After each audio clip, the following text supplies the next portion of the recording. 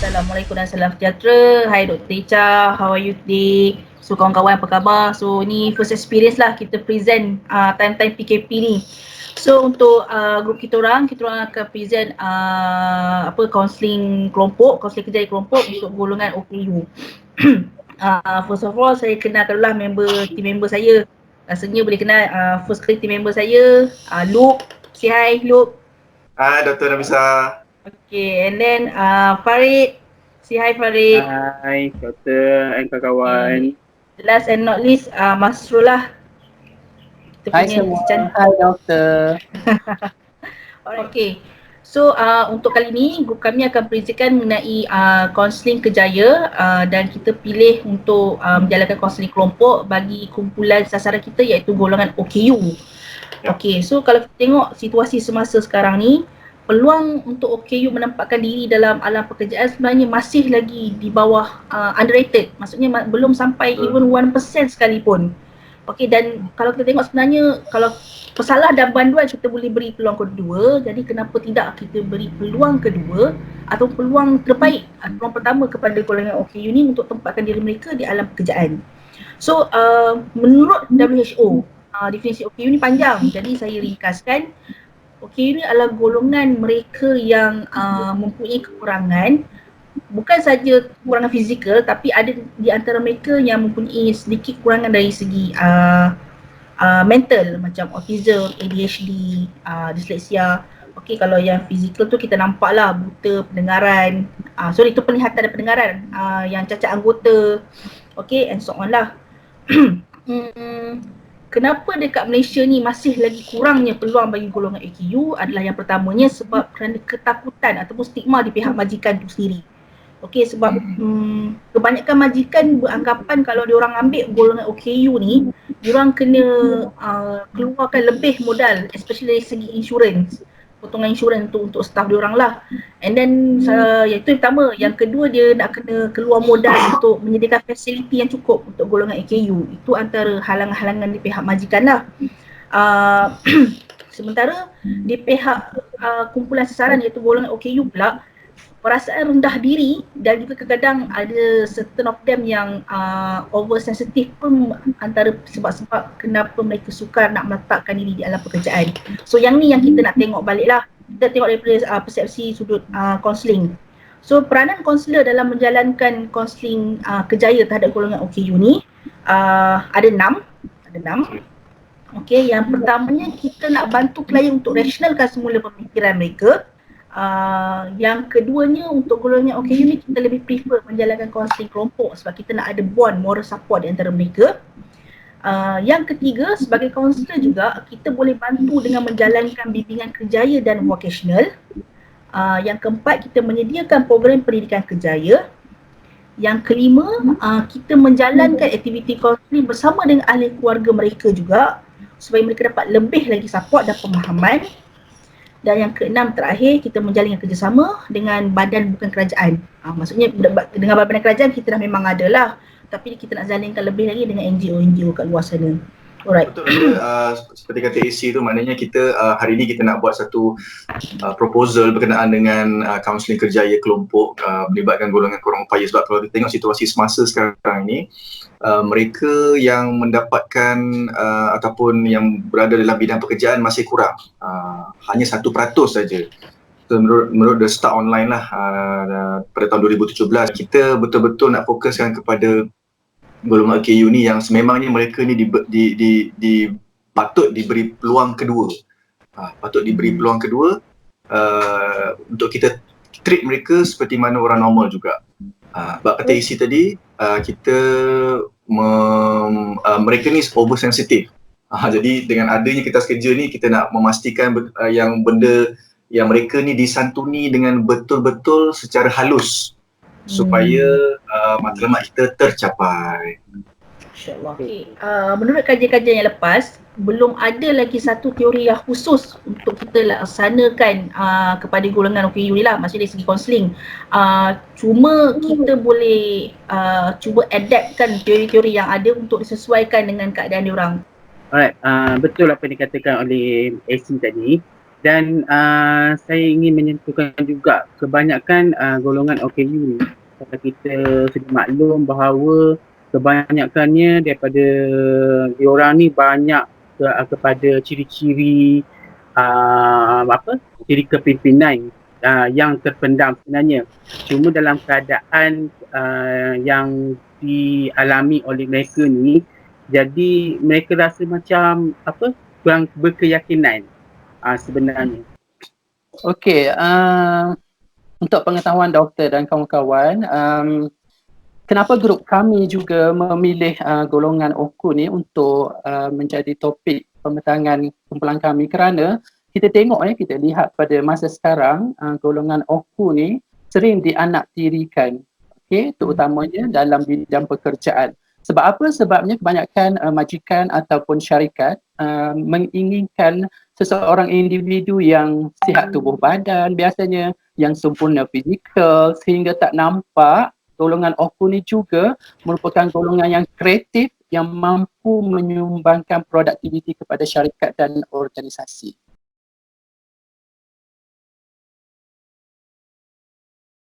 Okey, so untuk aktiviti, contoh aktiviti untuk kumpulan kita orang yang ada 4. So yang pertamanya dengan menggunakan teori Holland. So teori Holland ni memang sangat popular, dan teori Holland ni sendiri diasaskan oleh John Lewis Holland, dan beliau dilahirkan pada 21 Oktober tahun 1919 di Omaha, Nebraska. Okey, so teori Holland ni, teori pemilihan kerjaya Holland ni diperkenalkan pada tahun 1959 dan telah dikemaskini ataupun ditambah baik sebanyak 5 kali. Jadi so dia punya ke tahap kesahan dia tu, kesahan something tu boleh diterima, boleh diguna pakai. Dan memang dia punya ujian test itu, dia punya tools tu diguna pakai whole world lah. Teori Holland ni juga dikenali sebagai ujian Rysek. Jadi kenapa kita nak gunakan ujian Rysek ni ke atas kita punya klien? Sebab yang pertama, kita nak bantu dia orang untuk mengenal dia punya personality, dia punya minat, dia punya kesesuaian bidang kerja dia. So kita akan lihat daripada 3 mata kod utama ujian Rysek. So untuk aktiviti ni, untuk untuk klien jalankan ni, kita panggil aktiviti sebagai persona diri. So kita nak klien rasa ada something dia punya kekuatan, ada something yang minat dia yang boleh digunakan untuk dia adapt dengan dunia kerjaya dia nanti. So kita nak, senang cerita, kita nak bina dia punya keyakinan. Dan antara contoh soalan yang boleh kita tanya semasa dia orang buat Rysek adalah, yang pertama boleh tanya macam apa perasaan kamu masa jawab soalan Rysek, ataupun kita boleh tanya dia apa cabaran yang dia hadapi masa kamu jawab soalan Rysek. Sebab soalan Rysek ni kebanyakan dalam bahasa Inggeris. Lepas tu pula kita boleh juga tanya mereka bagaimana keputusan Rysek yang diperolehi itu, yang 3 kod mata utama tu, memberi gambaran sebenar tentang diri mereka, dan macam mana pula keputusan tu dapat bantu mereka untuk bina potensi dan marketkan diri diorang ke alam pekerjaan. Itu antara contoh aktiviti menggunakan teori Holland lah. So untuk yang seterusnya saya serahkan kepada Farid.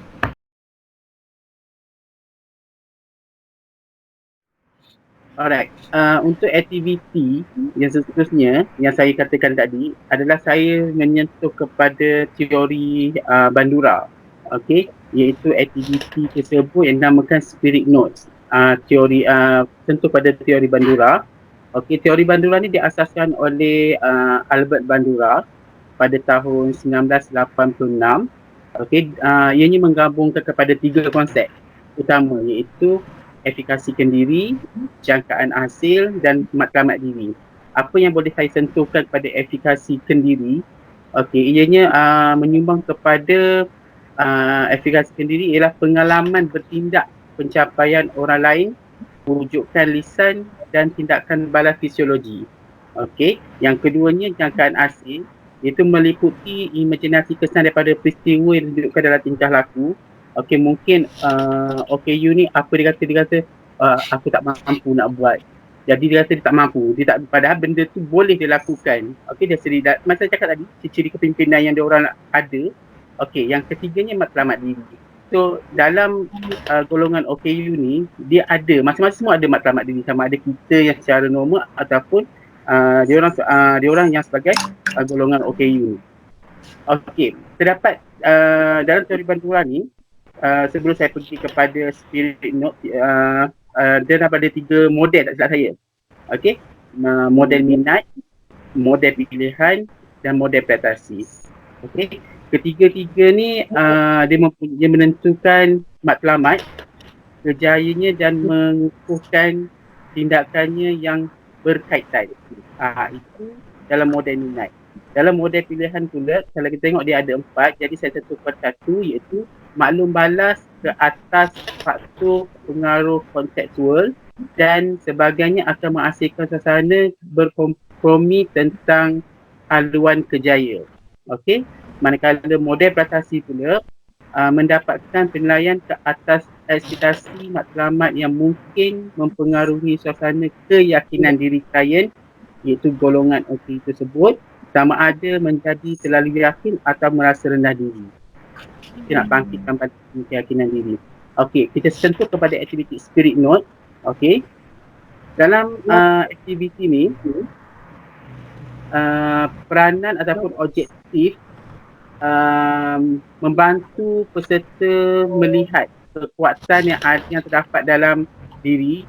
Kedua, membantu peserta dalam meningkatkan motivasi dan semangat mereka secara langsung. Contohnya, kita dalam satu kumpulan ataupun sesi yang kita jalankan, kita hanya menggunakan pen dengan kertas A4. Sebanyak mana kertas A4 kita bagi kepada golongan tersebut, klien kita, untuk mereka menulis ataupun menyatakan kata-kata semangat.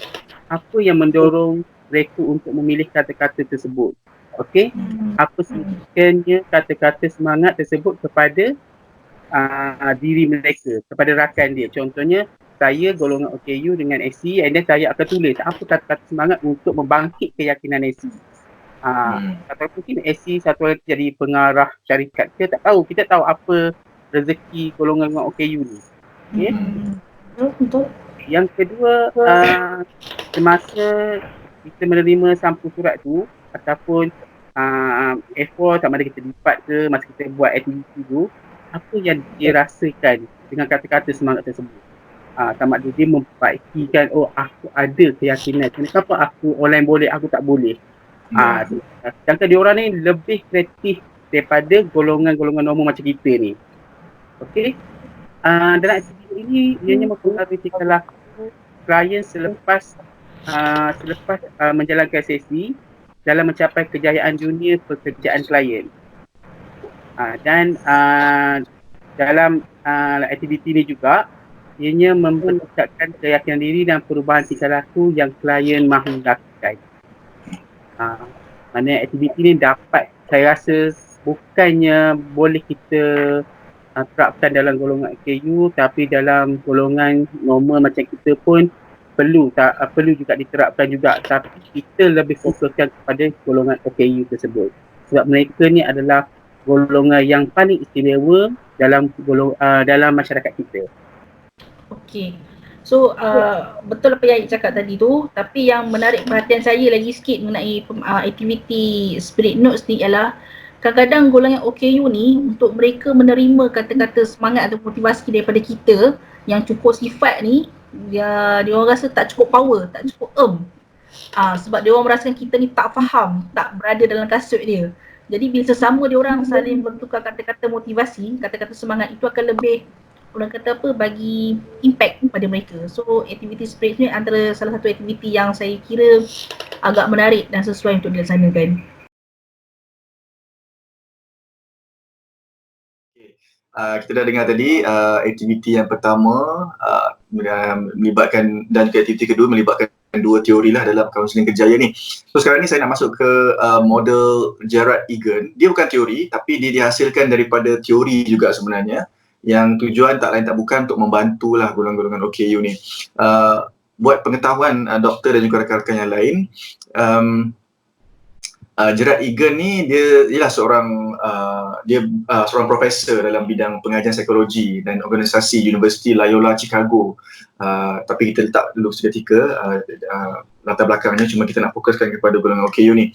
Dia mencipta model ni untuk membantu kaunselor untuk tahu apa yang perlu dilakukan dalam semasa berinteraksi dengan klien. Saya fikir ini satu-satu perkara yang sangat-sangat crucial dan juga penting, kerana pada ketika melakukan program ataupun bengkel ataupun sesi kaunseling kelompok, dalam situasi ini kaunseling kelompok lah, kita kaunselor ataupun co-kaunselor sangat memerlukan model Gerard Egan ni untuk menyantuni mereka. Sekali lagi saya gunakan perkataan itu kerana golongan-golongan ini sangat-sangat halus sifatnya dan juga halus emosinya. Jadi ada 3 tahap utama yang ditekankan oleh model Gerard Egan ni, iaitu senario semasa, senario dikendaki dan juga strategi menuju matlamat. Baik, itu adalah perkara-perkara yang perlu difikirkan apabila mengendalikan dengan menggunakan model Gerard Egan ini. Kemudian apakah aktiviti yang ingin kami lakukan? Aktiviti ketiga iaitu yang diberi nama rakit kita. Dia macam mana permainan dia?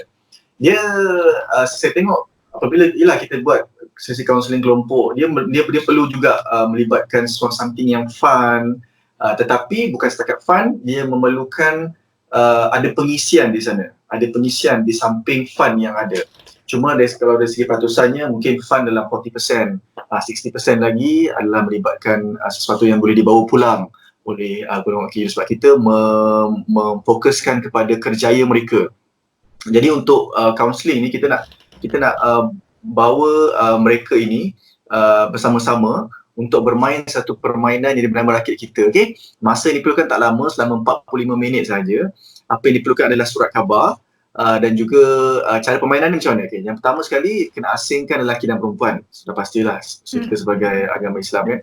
Kemudian peserta perlu membentangkan surat khabar di atas lantai.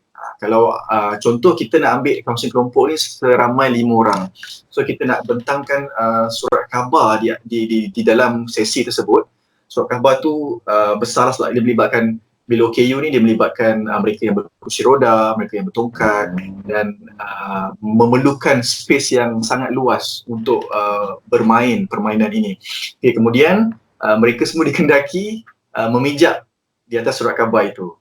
Kaunselor ataupun co-kaunselor akan mengoyakkan sedikit-sedikit surat khabar itu. Okey, pusingan pertama dia akan koyakkan sedikit. Pusingan kedua dia akan koyakkan sedikit. Perasan tak sini? Perasan tak kat sini? Apabila semakin lama, surat khabar tu akan semakin mengecil. Jadi tujuan sebenar permainan ataupun aktiviti ini adalah untuk meningkatkan tahap kerjasama di kalangan OKU yang berada dalam satu sesi kaunseling kelompok.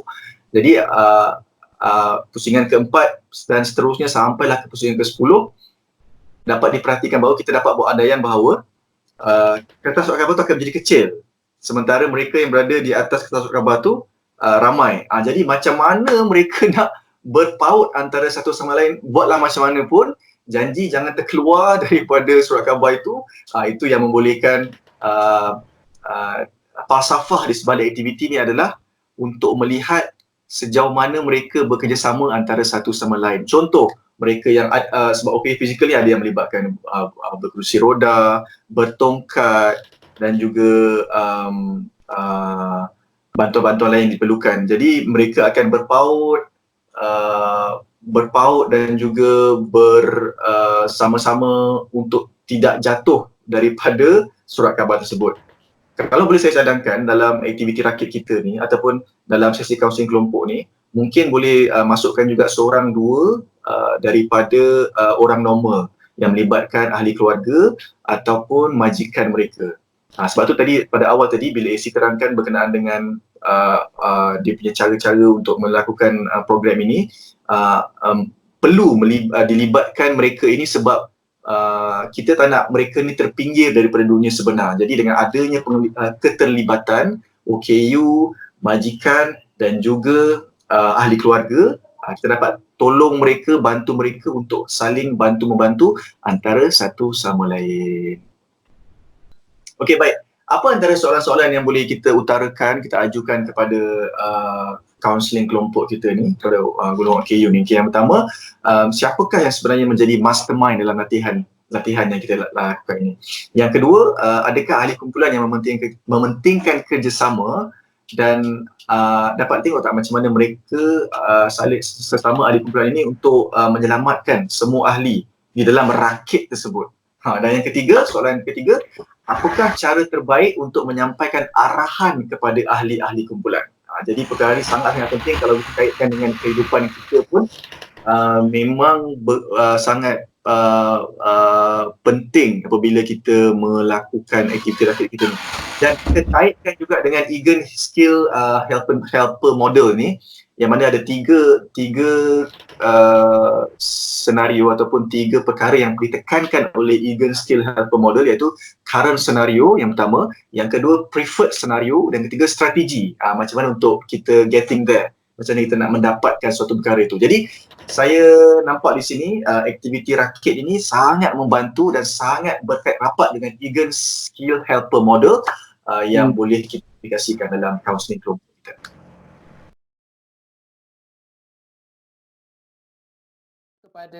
Saya teruskan masuk kepada aktiviti yang keempat, iaitu daripada aktiviti ini kita kaitkan dengan teori trait, ya. Yang mana kalau teori trait ni kita kita dapat tengok dia mengkaji tentang manusia ni mempunyai keunikan sendiri, mempunyai pengetahuan kendiri, pengetahuan kerja, kebolehan memilih dan sebagainya. Aktiviti ni kita gunakan kertas A4 untuk diagihkan kepada peserta dalam kumpulan. Okey, dalam di atas kertas tu mereka akan tulis. Kita ada buat dua bahagian, satu sebelah kanan, satu sebelah kiri. Okey, di sebelah kanan tu mereka akan tulis semua kekuatan yang ada pada diri mereka. Okey, kemudian di sebelah kiri mereka akan senaraikan apakah kelemahan yang ada pada diri mereka. Okey. Tujuannya adalah kita ingin menyedarkan para peserta ataupun klien kita tentang kemampuan yang ada pada diri mereka, yang mana aktiviti ini sebenarnya untuk rebranding balik diri mereka. Maksudnya kalau diri mereka tu banyak perasaan-perasaan yang negatif, so kita nak sedarkan dia bahawa dia juga boleh berdiri sama tinggi dan duduk sama rendah dengan orang yang sihat fizikal. Maksudnya boleh melakukan apa sahaja pekerjaan yang mereka inginkan. Okay? Sesuailah dengan kita tahu bahawa aktiviti kaunseling ni, kenapa kita buat aktiviti dalam kaunseling kepada mereka. Satu adalah untuk merubah dan membuka pemikiran klien serta perasaan klien terhadap perasaan-perasaan yang negatif. Okey. Seseorang yang bermasalah juga boleh diteroka. Maksudnya kita buka minda mereka untuk memilih dan melihat tanggungjawab yang ada dalam diri mereka untuk disesuaikan dalam bidang pekerjaan. Okey. Okey, antara soalan yang boleh kita tanya dalam aktiviti ini adalah apakah perasaan klien sebelum dan selepas melakukan aktiviti tersebut. Maksudnya dia akan ada kita nampak perubahan pada diri klien lah, sebabnya dalam aktiviti ini kita akan ambil seorang klien untuk baca balik kelemahan-kelemahan yang ditulis oleh klien yang lain tu, dan juga baca balik kelebihan-kelebihan yang ada pada diri klien tersebut. Maksudnya bila orang tu baca, baru dia tahu, oh aku ada, klien tu akan tahu, oh aku ada kelebihan ni sebenarnya, oh aku boleh buat ni sebenarnya, oh rupanya aku tak boleh buat ni, tak boleh buat ni. Okey, maksudnya dia dapat klasifikasikan diri dia tu ada kelebihan dan kekurangan yang perlu dia perbaiki. Itu maksudnya rebranding balik diri dia untuk diketengahkan dalam masyarakat nanti. Itulah antara aktiviti, antara objektif aktiviti yang kita buat untuk klien dalam aktiviti 4 ni.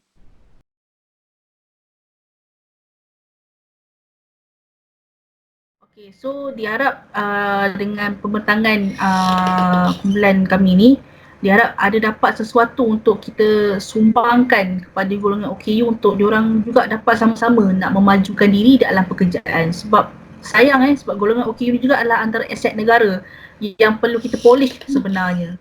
Sebab diorang pun sebenarnya boleh menyumbang pada negara, cuma apa yang mereka perlukan adalah ruang dan peluang. Betul Tracy, apa yang saya dapat simpulkan kat sini, kebanyakan golongan OKU ni dia mampu sebenarnya, cuma kita dari segi mata kasar kita melihat dia mampu ke dia orang buat sebenarnya.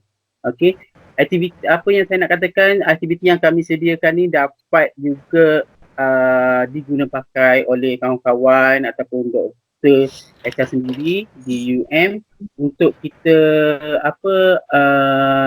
bangkitkan semula lah golongan OKU ni untuk diorang mencuburi suatu bidang yang diorang rasa diorang mampu buat. Sejujurnya pendapat peribadi saya sebagai penutup untuk kita punya sesi pada hari ini, saya pernah berurut dengan orang buta di Pertama Kompleks dan mereka ni golongan OKU. Saya boleh katakan golongan OKU ini mereka punya sense, mereka punya dia punya sense tu sangat-sangat kuat berbanding dengan orang normal.